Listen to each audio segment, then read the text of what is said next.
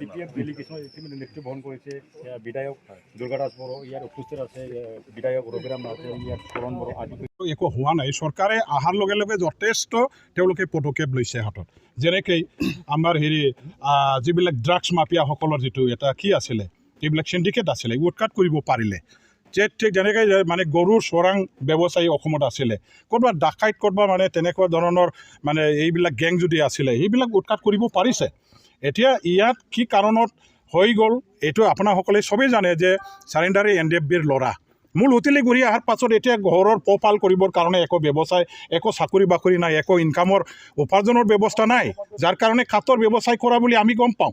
আৰু কাঠৰ ব্যৱসায় কৰিবলৈ যাওঁতে দিনে ৰাতি ঘূৰিব লগা হোৱাৰ কাৰণে তেখেতসকলে হয়তোবা সেই সময়ত ক'ৰবা মানে সন্দেহবশতঃ ৰাইজৰ এই কাঠৰ ব্যৱসায় কৰা মানুহবিলাকো ৰাইজেও যিহেতু কেতিয়াবা খেদি মানে ধৰিব বিচাৰে, তেখেতসকলে হয়তো ৰাইজৰ ৰসত পৰিছিল আৰু ইয়াত পুলিচে ধৰি লৈ গ'ল। টানাত আছিলে, কিন্তু টানাৰ পৰা কাষ্টডিত থকা মানুহজনক আনি পেলাই গুলীয়াই হত্যা কৰা সেইটো এটা ব্যতিক্ৰম ঘটনা হৈ গ'ল।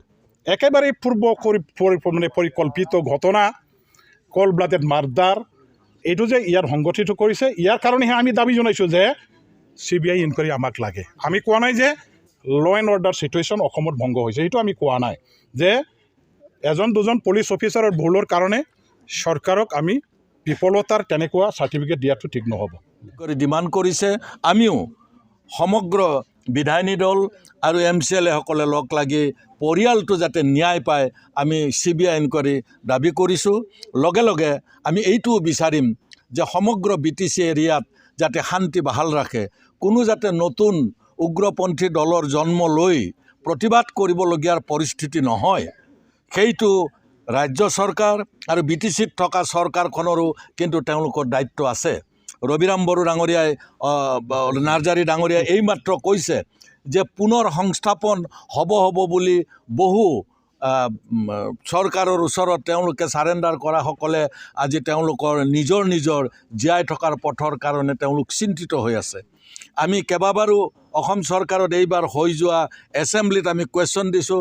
আমাৰ মাজবাটৰ MLA চৰণ বড়ো ডাঙৰীয়াই দিছে, নাৰ্জাৰীয়ে দিছে, আৰু ময়ো গোটেই বিষয়টোৰ ওপৰত দিছোঁ, কিন্তু এটাও কুৱেশ্যন, ষ্টাৰ কুৱেশ্যনো নহ'ল, নাইবা মৌখিক উত্তৰৰ কাৰণেও আমি সেই কুৱেশ্যনসমূহ আমি নাপালোঁ। কিন্তু আমি তেখেতসকলৰ এনেকুৱাই যদি হয় তেতিয়াহ'লে আমাৰ যিসকল লোক জংঘলৰ পৰা গুচি আহি সাধাৰণ জীৱন যাপন কৰিছে, অসম চৰকাৰ ৰাজ্য চৰকাৰৰ লগত চুক্তি কৰিছে, তেওঁলোকৰ মনবোৰ ভাঙি যোৱাটো স্বাভাৱিক।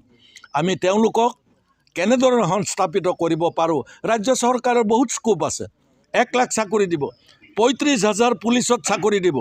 ইয়াতে উগ্ৰপন্থী চাৰেণ্ডাৰ কৰা মাত্ৰ কেইজনমান আছে, তেওঁলোকক কিয় তাত চাকৰি দিব নোৱাৰে? এই 35,000 পুলিচত তেওঁলোকে বেটেলিয়নত কিয় তেওঁলোকক চাকৰি দিব নোৱাৰে উপযুক্তসকলক? তাৰোপৰি চিভিল ছাৰ্ভিচত যিসকল কোৱালিফাইড ল'ৰা তেওঁলোকক কেলেই চাকৰি দিব নোৱাৰে? এই সুযোগটো ৰাজ্য চৰকাৰে গ্ৰহণ কৰক, আৰু নহ'লে এই অঞ্চলৰ যি সমস্যাই যদি হৈ থাকে সেই সমস্যাৰ মোকাবিলা কৰিবৰ কাৰণে ইয়াৰ যুৱকসকলে কিবা ভুল সিদ্ধান্ত ল'লে ইয়াৰ কাৰণে দায়ী কিন্তু ৰাজ্য আৰু কেন্দ্ৰীয় চৰকাৰ হ'ব। আমি বিচাৰিম, আমি বিৰোধী পক্ষত থকা দল হিচাপে আমি বিচাৰিম যাতে BTC অঞ্চলত শান্তি বিৰাজ কৰে। শান্তিৰ নাম কৈ অশান্তিৰ যদি ইয়াত পুলিচে সৃষ্টি কৰিব বিচাৰে, সেইটো ইয়াৰ কাৰণে ইয়াতকৈ ডাঙৰ দুৰ্ভাগ্য কিন্তু একো নহ'ব। Thank U.